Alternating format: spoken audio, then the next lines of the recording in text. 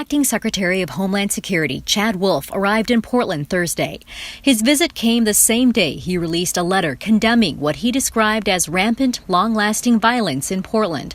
It said in part, "The city of Portland has been under siege for 47 straight days by a violent mob while local political leaders refuse to restore order to protect their city.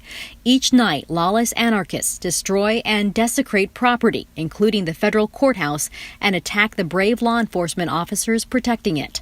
Wolf included a long list of alleged crimes committed by, quote, violent anarchists against federal officers and property since late May.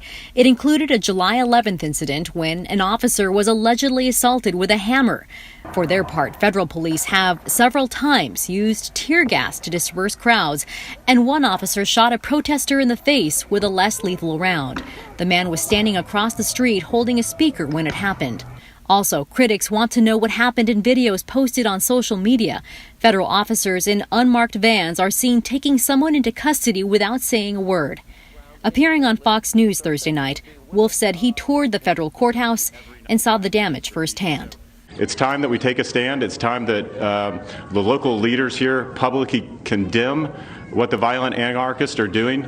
And only then, I think, will police, local police, and federal police get this under control. Responding to Wolf's visit, Portland City Commissioner Joanne Hardesty called federal officers thugs sent to Portland by the president. And thugs is not an overstatement. And I think he purposely sent them to cities that are perceived to be liberal so that he could actually interrupt this upcoming election cycle. In a tweet, Governor Kate Brown called actions by federal officers political theater and said she told Wolf, quote, "The federal government should remove all federal officers from our streets." Representative Earl Blumenauer tweeted, "Go home, Chad, and take your unlawful DHS agents with you."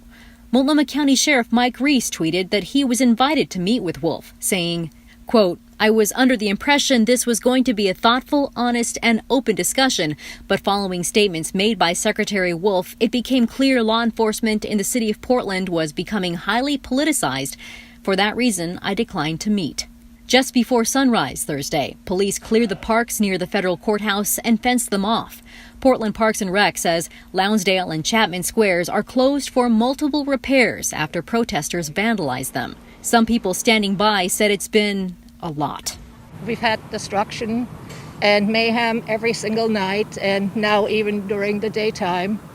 And it's just too much. It's too much. I think what they've done to the statues, burning them, and I've lived here all my life, and so these have been a part of my life, and it's like they're just destroying it, and it just breaks my heart. Just after 6 Thursday, Wolf's motorcade left downtown Portland. It's unclear how long DHS officers will stay behind. During his interview with Fox, Wolf suggested federal officers are here for the long haul. He referenced 2018 when protesters occupied Portland's ICE facility for nearly a month. He said, quote, "That's the type of environment that's fostered here, and we've had enough of it."